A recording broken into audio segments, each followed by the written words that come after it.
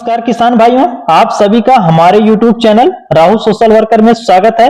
किसान भाइयों, आज के वीडियो में हम बात करने वाले हैं बैगन में लगने वाले फल छेदक तथा तना छेदक कीट के बारे में। तो वीडियो को शुरू करें उससे पहले आप लोगों से निवेदन है कि अगर आप हमारे चैनल पर नए हैं तो चैनल को सब्सक्राइब करिए, ताकि खेती किसानी से संबंधित जब भी हम कोई वीडियो अपलोड करें सबसे पहले वो आप तक पहुंचे। तो चलिए वीडियो को फटाफट शुरू करते हैं। आज की वीडियो में हम बात कर रहे हैं बैगन में लगने वाले फल छेदक तथा तना छेदक कीट के बारे में। किसान भाइयों, कैसे हम पहचानेंगे कि हमारे खेत में फल छेदक तथा तना छेदक कीट लगा हुआ है? इसके कुछ लक्षण होते हैं जिसको देख करके हम ये समझ जाते हैं कि हमारे खेत में बैगन में फल छेदक तथा तना छेदक कीट लग चुका है। आइए जानते हैं वो क्या लक्षण है। फल छेदक तथा तना छेदक से प्रभावित जब भी किसी पौधे को हम ध्यान से देखेंगे तो ऊपर से जो नई टहनियां होती हैं वो मुरझा करके वो झुक जाती हैं। इसके अलावा फूलों की जो कलियां हैं वो झड़ना शुरू हो जाती हैं और जो पत्तियां होती हैं बैगन की वो मुरझा जाती हैं और उसके साथ ही साथ वो मुरझा करके वो सूख जाती हैं। इसके अलावा जो भी प्रभावित टहनियां हैं या फल हैं उसको हम फाड़ करके या चीर करके जब उसको ध्यान से देखेंगे तो उसके अंदर वो कीड़ा आपको जरूर मिलेगा। ये करता क्या है, टहनियों में या फलों में छेद करके उसके अंदर प्रवेश कर जाता है और उसको अपने मल द्वार से भर देता है। कभी कभी आप लोग देखते होंगे कि बैगन को अगर ऊपर से तो बहुत ही स्वस्थ दिखेगा, एकदम अच्छा दिखेगा, चमकीला दिखेगा, लेकिन जब उसको आप काटेंगे तो उसके अंदर पता चला कोई कीड़ा, गुलाबी रंग का कोई कीड़ा दिखेगा। किसान भाई, वो यही होता है बैगन का फल छेदक और तना छेदक कीट। एक ही कीट होता है जो कि दोनों भाग को प्रभावित करता है, यानी एक ही कीड़ा होता है जो कि तने को भी प्रभावित करता है और फल को भी प्रभावित करता है। अगर वो तने को प्रभावित करता है तो उसको हम तना छेदक कहते हैं, अब फल को प्रभावित करता है उसको हम फल छेदक कीट कहते हैं। तो इसको हम कैसे, इससे बचा जा सकता है, ये इसका क्या उपचार है, उसको हम आइए जानते हैं। किसान भाइयों, आइए जानते हैं इसका उपचार कैसे करते हैं। इसका उपचार करने से पहले हमको ये जानना जरूरी होता है कि ये अपना जीवन चक्र कैसे पूरा करते हैं और अपने जीवन के किस अवस्था में ये पौधे को ज्यादा प्रभावित करते हैं। ये हम तभी जान पाएंगे जब इनका पूरा जीवन चक्र हम समझ पाएंगे। तो चलिए शुरू करते हैं। किसान भाई, इसका जो प्रौढ़ होता है, यानी इस कीट का जो प्रौढ़ होता है वो डायरेक्ट जो है फसल को प्रभावित नहीं करता है। सबसे पहले जो प्रौढ़ होता है वह पौधों की पत्तियों पर अंडे देता है और एक बार में लगभग 250 अंडे देता है। ये अंडे हैचिंग के बाद जब फूटते हैं, यानी 3 से 5 दिन के बाद ये अंडे फूटते हैं, तो ये इनसे लार्वा बनता है और ये जो लार्वा होता है यही सबसे ज्यादा पौधे को प्रभावित करता है। यानी जो हमारा बैगन का प्लांट है, बैगन के पौधे को सबसे ज्यादा लार्वा ही प्रभावित करता है।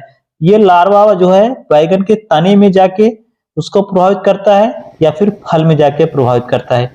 और ये लार्वा धीरे धीरे जब लगभग 12 से 15 दिन तक उसको पौधे को प्रभावित करता है, उसके बाद ये गिर के सीधे जमीन पे आ जाता है और उसके बाद ये प्यूपा में बदल जाता है। प्यूपा में कुछ दिन तक रहता है। प्यूपा में रहने के बाद लगभग 7 से लेकर के 8 दिन बाद ये फिर से एक नया प्रौढ़ यानी एक नया कीट तैयार हो जाता है। इसी तरीके से इनका जीवन चक्र चलता रहता है। तो आइए जानते हैं इनका उपचार कैसे करें, इनकी रोकथाम कैसे करें। तो किसान भाई, सबसे पहले जो प्रभावित फल है या तना है उसको तोड़ करके नष्ट कर दें या फिर उसको मिट्टी में या जमीन में गाड़ देना चाहिए, ताकि जो हमारा दूसरा पौधा है यानी स्वस्थ पौधा है वो प्रभावित न हो। दूसरी बात ये ध्यान रखते हैं कि एक ही खेत में लगातार बैगन की फसल नहीं उगाते हैं। होता क्या है, अगर एक ही फसल एक ही खेत में आप लगातार बैगन उगाते जाते हैं तो वो हर साल वो कीड़ा जरूर आ जाता है। तो आपके लिए उचित यही रहेगा कि खेत को बदल दें। इसके अलावा फेरोमोन ट्रैप आता है, लाइट ट्रैप आता है, येलो स्टिकी ट्रैप आता है।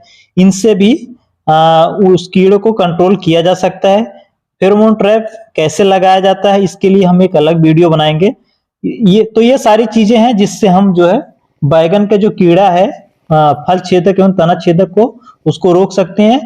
इन सब उपाय के बाद भी अगर कीड़ा नहीं रुकता है तो लास्ट ऑप्शन है आपका, अंतिम जो चारा बोलते हैं वो है केमिकल यानी रसायनों।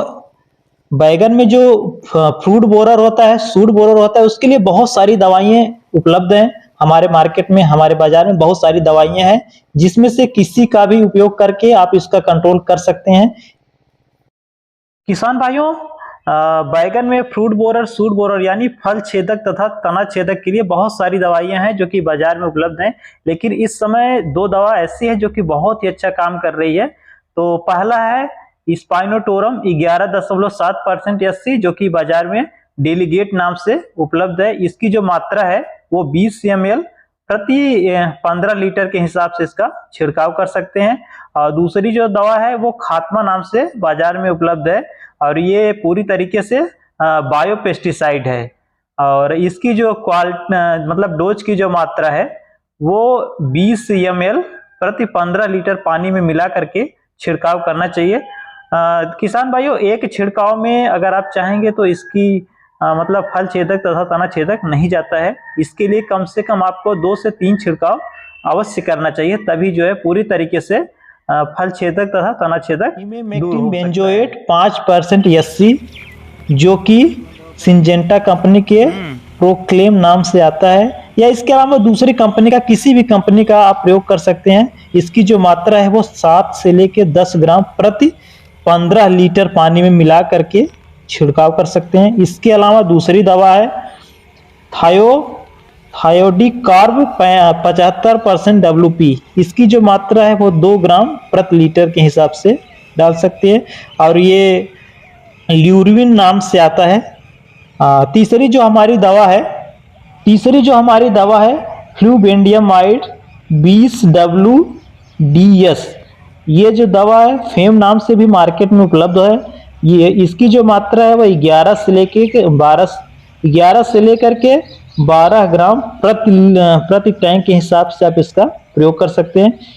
चौथी जो दवा है प्रोफेनोफास 40 प्लस साइपरमेथ्रिन 4, इसी का प्रयोग कर सकते हैं। बाजार में रॉकेट के नाम से आता है। ये सारी दवाएं हैं जिसमें से किसी का भी प्रयोग आप कर सकते हैं। बस वही चीज का आपको ध्यान रखना है, एक दवा का प्रयोग करने के बाद, यानी एक पेस्टिसाइड का प्रयोग करने के बाद कोशिश यही करना है कि दोबारा उसी पेस्टिसाइड का प्रयोग नहीं करें, क्योंकि कीड़ों के अंदर उसके प्रति सहन शक्ति आ जाती है। यानी उस दवा को जब फिर आप डालेंगे तो आपका असर ज्यादा नहीं करेगा, इसीलिए हमेशा बदल के दवा डालेंगे तो ज्यादा प्रभावी होगा। किसान भाइयों, आज की वीडियो में बस इतना ही है। आशा करते हैं कि आपको हमारा वीडियो पसंद आया होगा। तो वीडियो को लाइक करें, सब्सक्राइब करें और ज्यादा से ज्यादा शेयर करें, ताकि ये जानकारी ज्यादा से ज्यादा किसान भाइयों तक पहुंच सके।